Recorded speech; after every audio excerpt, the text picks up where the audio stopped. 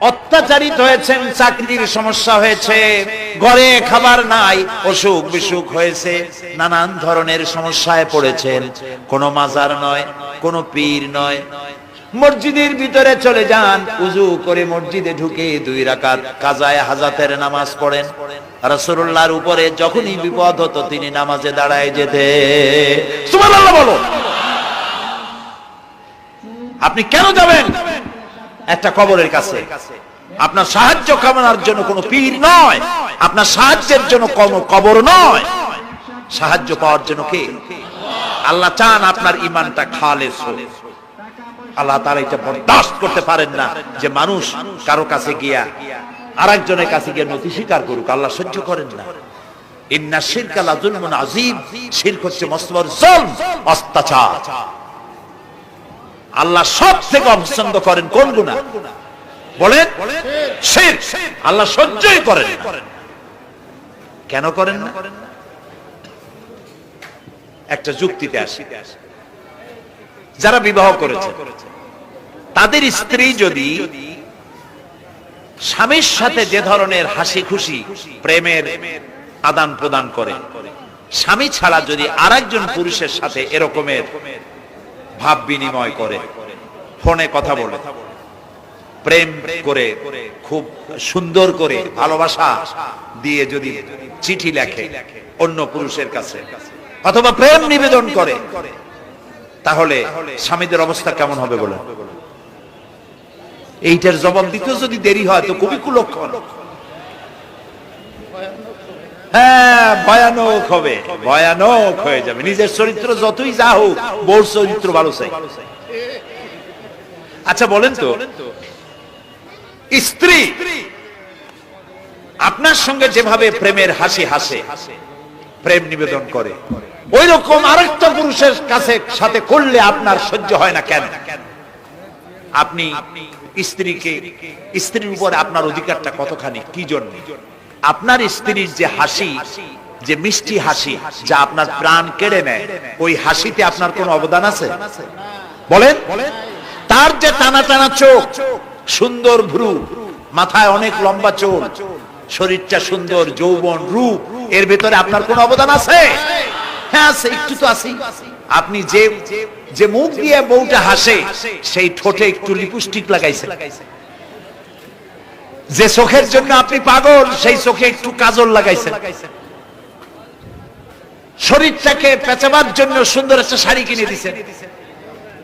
একটা শাড়ি দিয়ে, একটু লিপস্টিক কিনে দিয়ে, চুলের একটা ক্লিপ কিনে দিয়ে, একটা ভালো শাড়ি কিনে দিয়া, স্ত্রীর উপরে যদি এত অধিকার আছে যে কোনদিন মৃত্যু পর্যন্ত কোন প্রেমের হাসি, ভালোবাসার আদান প্রদান আপনি ছাড়া আর কারো সাথে করতে পারবে না, এইটা যদি আপনার অধিকার এভাবে প্রতিষ্ঠিত হয়, তাহলে এই হাসি যিনি দিলেন, এই দাঁত, এই সুন্দর চোখ, এই রূপ, এই যৌবন যা আল্লাহ তাআলা দিলেন, তার সামনে কোন পীর অথবা কবরের সামনে যদি হাত পাতে আল্লাহ বরদাস্ত করেন না।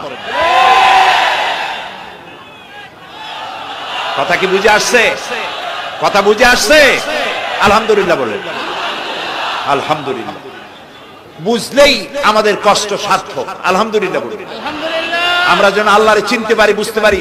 আমার বিশ্বাস করুন, কোরআন আমার সামনে, আল্লাহর কসম, কোন জীবিত পীর, কোন মৃত্যু পীর আমার ভাগ্যের ভালো বা মন্দ করার কোন অধিকার রাখে না, রাখে না, রাখে না।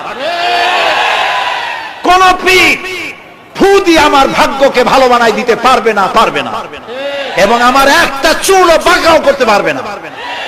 খাইরিহি ওয়া শাররিহি মিনাল্লাহি তাআলা। আমার ভালো, আমার মন্দ করার একমাত্র মালিক কে? এক আঙ্গুল আকাশের দিকে উঁচু করে চিৎকার দিয়ে বলুন, কে? আবার বলেন, আবার বলেন, আবারও বলুন। হাত নামান। আল্লাহ কবুল করুন, বলেন আমিন। আমার এই বক্তব্য দিয়ে আমি কোন পীরকে অমর্যাদা করছি না। পীর সাহেবদের কাছে পীর কোন শরীয়তের শব্দ নয়। কোরআন এবং হাদিসে কোথাও পীর বলে কোন শব্দ নাই। এটি ফার্সি শব্দ। এই শব্দের অর্থ হলো বৃদ্ধ। তো পীর যদি বৃদ্ধ হয় ভালো কথা, তিনি যদি আলেম হন আরো ভালো কথা। কিন্তু বাপ পীর ছিল, উনিও সেই সুবাদে পীর। ইলেম নাই, তোনার নিজের কাছেই তো টর্চ নাই, আপনাকে অন্ধকারে উনিও ম্যান হোলের মধ্যে পড়বে, আপনারে নিয়ে পড়বে। আলেম হইতে হবে, পীর যদি হয় আলেম হইতে হবে, 1 নম্বর কথা। 2 নম্বর কথা হলো তিনি ব্যবসায়ী হবেন না, ধর্মের নামে তিনি ব্যবসা করবেন না, তিনি মানুষকে হেদায়েতের পথ দেখাবেন, প্রয়োজনে জেলে যাবেন, প্রয়োজনে ফাঁসির মঞ্চে দাঁড়াবেন। তিনি নিজেকেই ইসলামের সব আমি করি, আর ইসলাম কারো কাছে নাই। যারা ইসলাম করলো 70-80 বছর ধরে, রাজনীতির পথ দেখালো, তারা ইসলামের দল না, ওনারটাই ইসলামের দল। এই ধরনের ফাজলামি বক্তব্য থেকে বিরত থাকতে হবে, এই ধরনের বেয়াদবিপূর্ণ বক্তব্য থেকে বিরত থাকতে হবে। আমার দোকানে খাঁটি ঘি পাওয়া যায়, আর কারো দোকানে খাঁটি ঘি পাওয়া যায় না।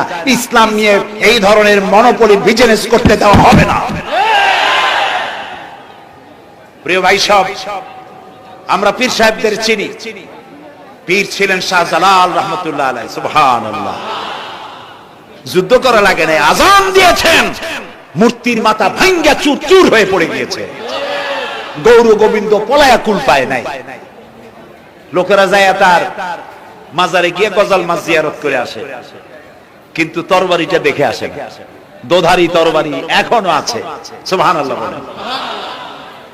পীর ছিলেন হযরতে বাহাউদ্দিন নকশবন্দি, মুজাদ্দিদ আল ফিসানি রাহমাতুল্লাহ আলাইহি, বড় পীর আব্দুল কাদের জিলানী রাহমাতুল্লাহ আলাইহি, খাজা মুঈনুদ্দিন চিশতি রাহমাতুল্লাহ আলাইহি, শাহজাহান আলী রাহমাতুল্লাহ আলাইহি। কত ওলিউল্লাহর মাজার দিয়ে আমার দেশ ভরা, আলহামদুলিল্লাহ। এরা একদিকে মানুষকে মুরিদ বানায়া মুরিদের টাকা দিয়ে নিজেদের পকেট ভরেন না, ওনারা এরকম করতেন না, এইরকম করতেন। আর রাসূলুল্লাহ বলেছেন এই রকমের হাতের মর্যাদা নাই, এই হাতের মর্যাদা। আমি পীর দেখছিলাম, বাইতুল শরীফের পীর হযরত শাহ আব্দুল জব্বার সাহেব, আল্লাহ তাআলা জান্নাতুল ফেরদাউসের মেহমান বানায়। এই বাংলাদেশে শত শত মসজিদ, মাদ্রাসার এতিমখানা তৈরি করে গেছেন, সুবহানাল্লাহ।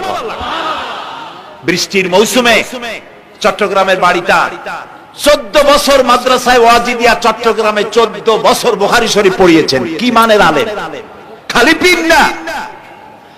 মুরিদরা যত টাকা দিত, এই টাকা দিয়ে বড় বড় মাদ্রাসা মসজিদ করেছেন। আর বৃষ্টির সময় সাথী সঙ্গী নিয়ে বস্তি এলাকায় যেতেন, পলিথিন দিয়া ছাওয়া, বাচ্চা আর তার স্বামী নিয়ে কাতরায় এক কোনায় বসে আছে, খাবার নাই, চাউল নাই, অসুস্থ, তাদের চাউল দিয়ে আসতেন, তাদের রান্না করার শাকসবজি দিয়ে আসতেন, ওষুধ দিয়ে আসতেন, হাড়ি পাতিল দিয়ে আসতেন। বন্যা হলে, তুফান হলে টাকা উজাড় করে যা মুরিদরা দিত সবগুলি উজাড় করে মানুষের খেদমত করতেন, সুবহানাল্লাহ। কাজী যারা জামায় অনেকগুলো পকেট সমানে নিতে থাকে আর ভরতে থাকে, এইভাবে করে এই ব্যবসায়ীদেরকে পরিত্যাগ করতে হবে। পীর হচ্ছে ওই সমস্ত লোক যারা নাকি ধর্মের নামে ব্যবসা করে না, বরং আল্লাহর দ্বীনকে প্রতিষ্ঠা করার জন্য কথা বলে। প্রিয় ভাই সব, আমাদের জেহেন সাফ করতে হবে, পরিষ্কার করে বুঝতে হবে আমার ভালো আমার মন্দ কে করতে পারে। সম্রাট শাহজাহান নাম শুনেছেন? কোথার বাদশা বলে? দিল্লির সম্রাট। সম্রাট শাহজাহান পৃথিবী জোড়া নামটা। কবি বলছেন, শাহনে জাহাं को जिन्हें फख्र से देते थे बाज, वाज कब्र में है सूरह अलहम्दु की मोहताज। যে শাহজাহানকে কর দিয়া ট্যাক্স দিতে পারলে জনগণ নিজেদেরকে গৌরবান্বিত বলে মনে করত, সেই শাহজাহান কবরে শুয়ে আছে, সূরা ফাতিহার মুহতাজ হয়ে আছে, সুবহানাল্লাহ। যদি কেউ আমার কবরের কাছ থেকে হেঁটে যাইতো আর একটু সূরা ইখলাস পড়ে সবরে সানি করতে, আমি কিছু পাইতাম। আহারে, এই এতিম ফকির হয়ে শুয়ে আছে। এক ফকির দিল্লি ঘুরতেছে, একজন বলছে, ভাই তোমারে তো খয়রাত করে দেখতেছি আমি সেই ছোটবেলা থেকে, খালি তুমি খয়রাত করো। একটা জিনিস আপনারা মনে রাখবেন, গরিব আজকে যারা গরিব পরিশ্রমের মধ্য দিয়ে কালকে তারা ধনী হতে পারে, কিন্তু যারা ভিক্ষুক, যারা ভিক্ষা করে, জিন্দেগিতে কোনোদিন তারা বড় হতে পারবে না। ভিক্ষা করা যাদের অভ্যাস, জীবনেও বাড়ি করতে পারবে না, জীবনেও ধনী হইতে পারবে না, কিন্তু গরিব ধনী হইতে পারবে। কারণ হলো আল্লাহর কাছে দুইটা বৈধ জিনিস অত্যন্ত ঘৃণিত। কয়টা? একটা হলো তালাক, আর একটা হলো ভিক্ষাবৃত্তি, মানুষের কাছে চাওয়া। আল্লাহ পছন্দ করেন না। তো ভিক্ষুক ঘুরতেছে, একটা লোক বলল, মিয়া তোমার তো সারা জীবনই খরচ করতে দেখি। খরচ করবো না, করবো কি? যার কাছে যাই সে দেয় 4 আনা 2 আনা 1 টাকা, এর বেশি তো দেয় না। তেই দিয়ে আমি কেমনে বড় লোক হবো? কয় যে তুমি বাদশারে চোখে দেখো না, বাদশারে চোখে দেখো না। কয় বাদশার কাছে কি আমার মতো লোক যাইতে পারে নাকি? কয় না, যাইতে হবে, যাও। বাদশা একবার যাবা, এমন দেওয়া দেবে জীবনে আর তোমার খরচ করা লাগবে না। পাতি শিয়ালের পিছনে ঘুরে তো লাভ নাই। পাতি শিয়ালে খায় মুরগি, তোমার একটা ঠ্যাং দেবে, দাঁতের খেলালের কাজ হবে না। বাঘের পিছনে ঘোরো, বাঘে খায় গরু আর হরিণ, একটা রান দিলে তুমি 1 সপ্তাহ খাইতে পারবে। কাজে ঘুরতে গিয়েও বোঝা উচিত কার সাথে ঘুরছে। তো বলছে বাদশার কাছে যাও। তো বাদশারে পাবো কই? কই তো দেখলাম কেবল মসজিদে ঢুকতে। তারপরে ফকির গিয়ে দাঁড়ায় আছে বারান্দায়, দেখে যে উনি বাদশা ভিতরে বসে হাত তুলে আছে ভাবে, আর চোখ দিয়ে পানি পড়ে দাড়ি ভিজে ভিজে পড়তেছে। নামাজ শেষ করে, মোনাজাত শেষ করে বাদশা বেরিয়েছে। কোন বাদশা? শাহজাহান। বাইরে আসার পর ফকির বলল, আসসালামু আলাইকুম বলে ফকির রওনা করছে। বাদশা বলে, দাঁড়াও, তুমি যে রওনা করলা, তোমার তো ভিক্ষুক মনে হয়, আর লোকেরা যারা ভিক্ষুক না তারাও তো আমার কাছে চায়, আর তুমি তো ভিক্ষুক, চাইলে না কেন কিছু? ভিক্ষুক বলে, জাহাবানা, আমি কিছু চাইতে এসেছিলাম আপনার কাছে, কিন্তু আপনার করুণ অবস্থা দেখে আমার জ্ঞানের চোখ খুলে গিয়েছে।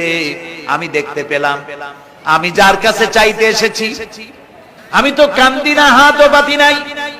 যার কাছে চাইতে আসতাম দিল্লির সম্রাট, আবার কোন সম্রাটের কাছে হাত পেতে ভিক্ষুকের মতো কি জানি চায়, আর চোখ দিয়া পানি পড়ে দাড়ি ভিজে ভিজে পড়ছে। আমার জ্ঞানের চোখ খুলে গেছে, দুনিয়ার বাদশার কাছে আর চাইবো না। বাদশা কান্দে যে বাদশার কাছে, তার কাছেই চাইবো।